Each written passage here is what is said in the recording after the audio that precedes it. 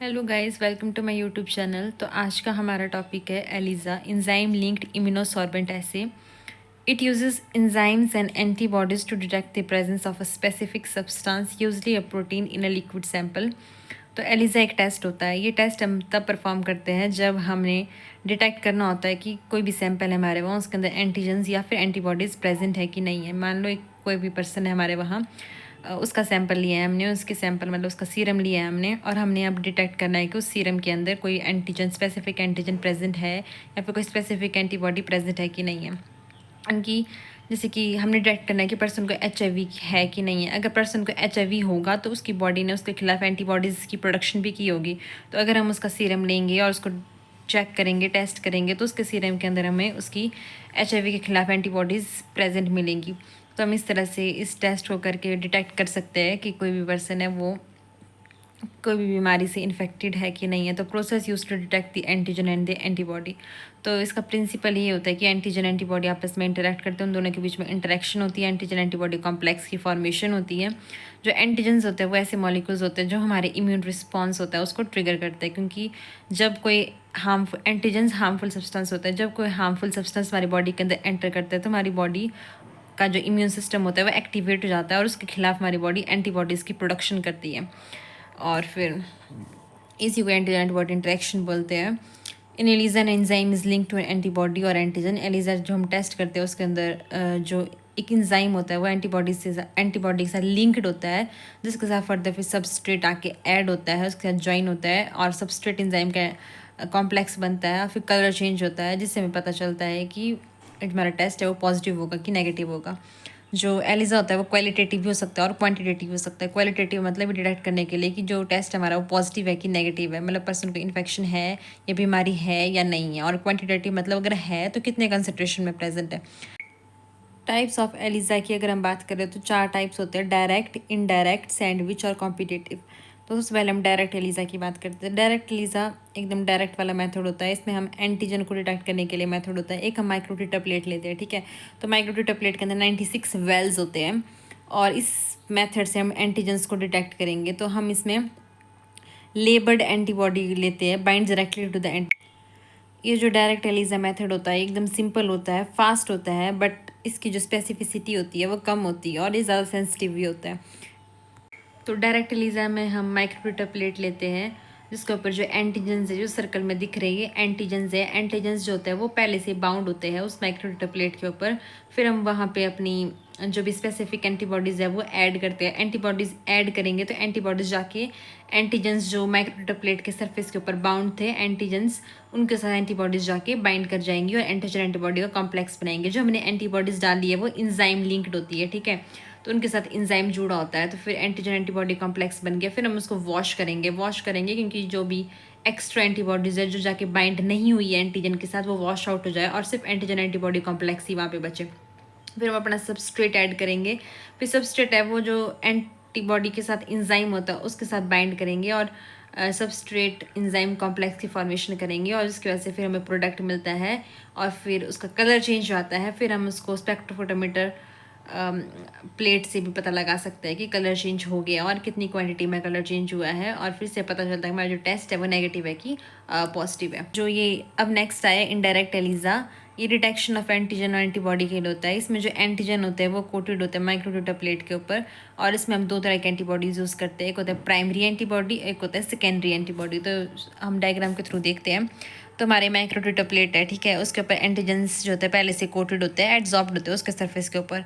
फिर हम उसको वॉश करेंगे और फिर हम उसके अंदर प्राइमरी एंटीबॉडीज़ ऐड करते हैं, मतलब जो पर्सन है उसका जो सीरम है उसको ऐड करेंगे और सीरम के अंदर एंटीबॉडीज़ प्रेजेंट होगी।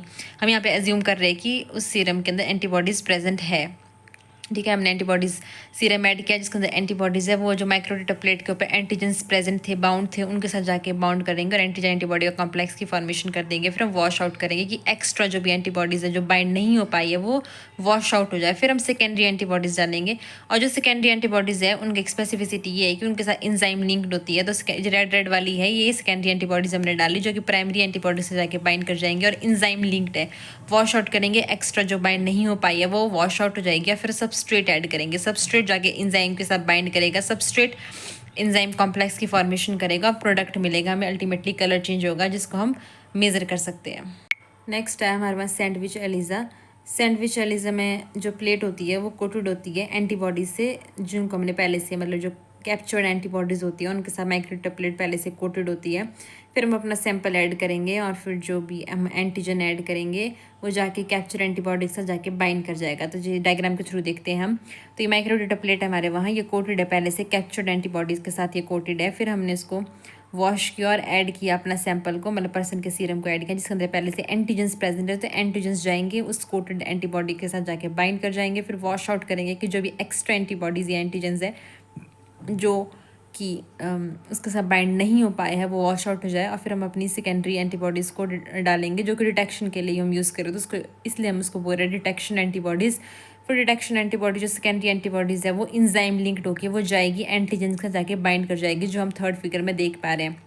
पर इसमें ये चीज़ होती है कि जो एंटीजेंस होते हैं जिनके साथ पहले से कैप्चर्ड एंटीबॉडीज़ जो बाइंड होती है, और फिर जो हम डिटेक्शन एंटीबॉडीज़ डालते हैं वो एंटीजेंस उसी एपिटॉप के साथ बाइंड नहीं करेंगे। एंटीजेंस की बहुत सारी पोजीशंस होती है बाइंडिंग के लिए, बहुत सारे एपिटॉप्स होते हैं।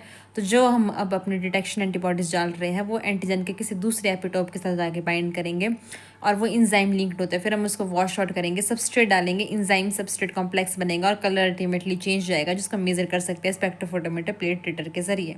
तो नेक्स्ट आया हमारे वहाँ कॉम्पिटिटिव एलिज़ा, जिसमें हम इनहिबिटर एंटीजन लेते हैं और सैम्पल एंटीजन लेते हैं। जो इनहिबिटर एंटीजन सैम्पल एंटीजन होते हैं वो आपस में कम्पीट करते हैं एंटीबॉडी के साथ बाइंड करने के लिए।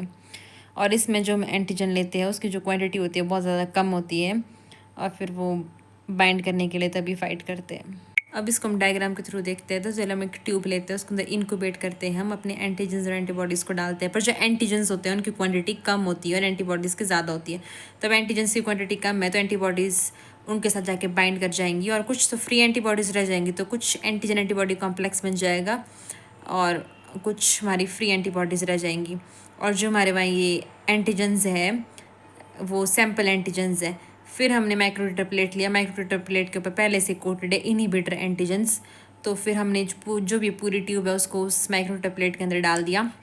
तो कुछ जो भी एंटीजन एंटीबॉडी कॉम्प्लेक्स बना था वो तो ऊपर ही रह जाएगा, वॉल्स के साथ ऊपर ही रह जाएगा। और जो फ्री एंटीबॉडीज़ थी वो जाएगी, वो जाके इनहिबिटर एंटीजन के साथ बाइंड करेगी और वहाँ पे जाके एंटीजन एंटीबॉडी का कॉम्प्लेक्स बना देगी। फिर हम वॉश आउट कर देंगे।